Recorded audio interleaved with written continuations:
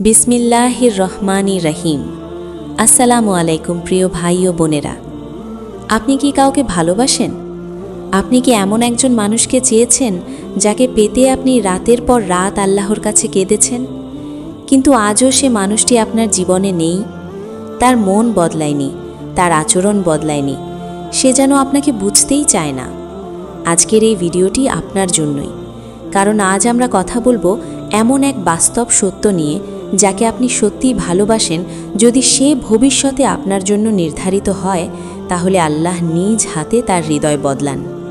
দর্শক, মানুষের হৃদয় আমাদের হাতে নয়।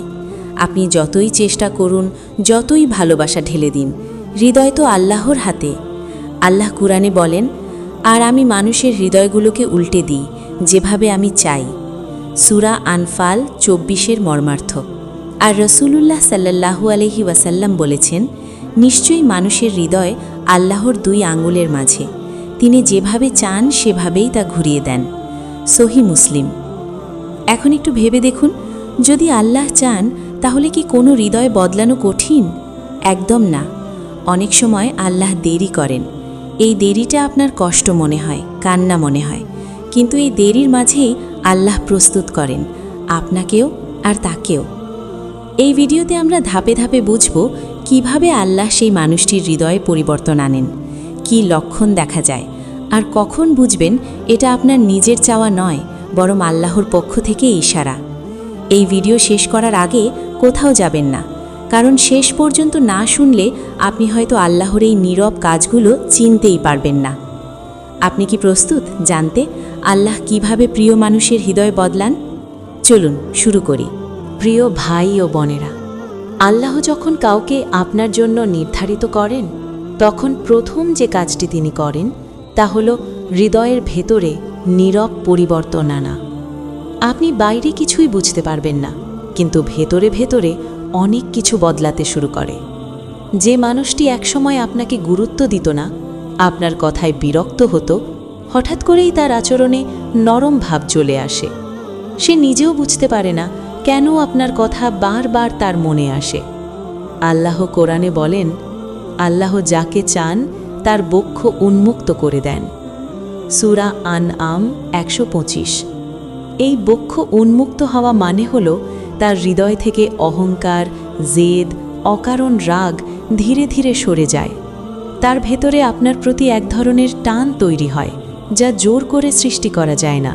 রাসূলুল্লাহ সাল্লাল্লাহু আলাইহি ওয়াসাল্লাম বলেছেন, ভালোবাসা আল্লাহর পক্ষ থেকে আসে।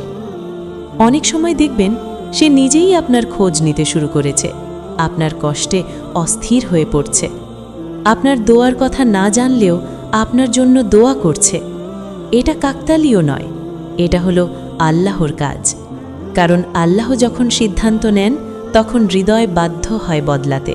প্রিয় দর্শক, আল্লাহ যখন সত্যিই কাউকে আপনার জন্য ঠিক করে দেন, তখন সেই মানুষের জীবনে অদ্ভুত কিছু লক্ষণ দেখা দিতে শুরু করে, যেগুলো সে নিজেও বুঝতে পারে না।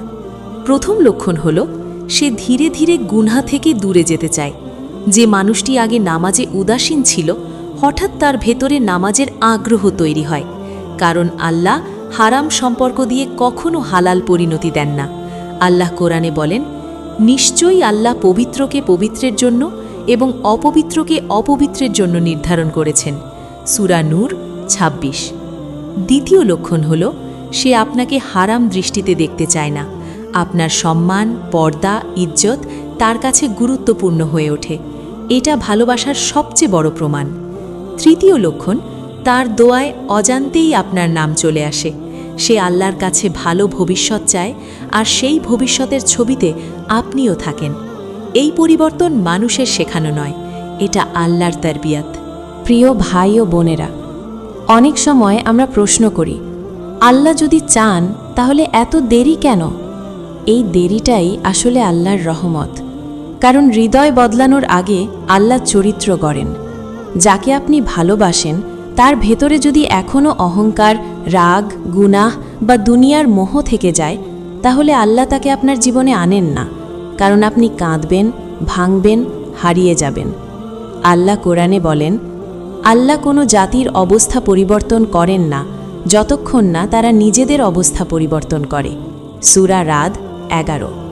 এই আয়াত শুধু তার জন্য নয়, আপনার জন্য। এই সময়ে আল্লাহ আপনাকে শেখান ধৈর্য, তাওয়াক্কুল আর আত্মসম্মান। আপনি লক্ষ্য করবেন আপনি আগের মতো কান্নায় ভেঙে পড়ছেন না। আপনি দোয়ার পর শান্তি পাচ্ছেন। আপনি আল্লাহকে ছাড়া কাউকে আঁকড়ে ধরছেন না। এটাই প্রস্তুতির সময়। এই সময়ে আল্লাহ তার হৃদয় নরম করেন আর আপনার হৃদয় শক্ত করেন ভরসায়। প্রিয় দর্শক, সব ভালোবাসাই আল্লাহর পক্ষ থেকে নয়, এটা কঠিন হলেও সত্য। কিন্তু আল্লাহর পক্ষ থেকে হলে কিছু পরিষ্কার আলামত থাকে। প্রথম আলামত, এই ভালোবাসা আপনাকে গুনাহে নয়, আল্লাহর দিকে টেনে নিয়ে যায়। নামাজে মন বসে, দোয়া করতে ইচ্ছে করে, হারাম থেকে বাঁচার ভয়ে কাজ করে। রাসূলুল্লাহ সাল্লাল্লাহু আলাইহি ওয়াসাল্লাম বলেছেন, যে জিনিস তোমাকে আল্লাহর নিকটবর্তী করে সেটাই কল্যাণ। মর্মার্থ, তিরমিজি। দ্বিতীয় আলামত, এই সম্পর্ক আপনাকে অস্থির না করে ধীরে ধীরে শান্ত করে। না পেলে আপনি ভেঙে পড়েন না, পেলে আপনি অহংকারী হয়ে ওঠেন না। তৃতীয় আলামত, আপনি আল্লাহকে বলেন, হে আল্লাহ, যদি সে আমার জন্য কল্যাণকর হয় তবে সহজ করে দিন, আর যদি না হয় আমার হৃদয় থেকেও সরিয়ে দিন। এই দোয়া করতে পারা মানেই বুঝবেন এই ভালোবাসার লাগাম এখন আল্লাহর হাতে। যখন ভালোবাসা আল্লাহর হাতে যায় তখন পরিণতিও হালাল হয়, নিকাহ, সম্মান আর প্রশান্তি। ভাই ও বোনেরা, এখন প্রশ্ন একটাই, কখন নিশ্চিত হবেন আল্লাহ সত্যিই তার হৃদয় বদলে দিয়েছেন? উত্তর খুব সহজ কিন্তু গভীর। যেদিন সেই মানুষটি আপনাকে পাওয়ার জন্য আল্লাহর পথে হাঁটতে রাজি হবে, হারাম ছেড়ে হালাল চাইবে, লোকলজ্জা নয় আল্লাহকে ভয় করবে, সেদিন বুঝবেন এটা মানুষের অভিনয় নয়, এটা আল্লাহর কাজ। আল্লাহ কোরআনে বলেন, তিনি তাদের হৃদয়ে ভালোবাসা সৃষ্টি করে দেন। সূরা আনফাল 63। যেই হৃদয়ে একসময় অবহেলা ছিল সেই হৃদয়ে দায়িত্ববোধ আসে। যে জিহ্বা আপনাকে কষ্ট দিত সেই জিহ্বা দোয়া করতে শেখে। আর সবচেয়ে বড় লক্ষণ, আপনার ভেতর আর ভয় থাকে না। না পাওয়ার ভয়ও না, পাওয়ার অহংকারও না। শুধু এই তৃপ্তি থাকে, আল্লাহ যা করবেন সেটাই আমার জন্য সেরা। প্রিয় দর্শক, যাকে আল্লাহ আপনার জন্য রাখেন তাকে নিয়ে আসতে আপনাকে কাউকে হারাতে হয় না, নিজেকে ছোট করতে হয় না, গুনাহে জড়াতে হয় না। আপনি শুধু অপেক্ষা করেন আর আল্লাহ কাজ করেন নীরবে, নিখুঁতভাবে। এখন আপনাকে একটা প্রশ্ন রেখে যাই, আপনি কি সত্যি আল্লাহর সিদ্ধান্তের ওপর ভরসা করতে প্রস্তুত?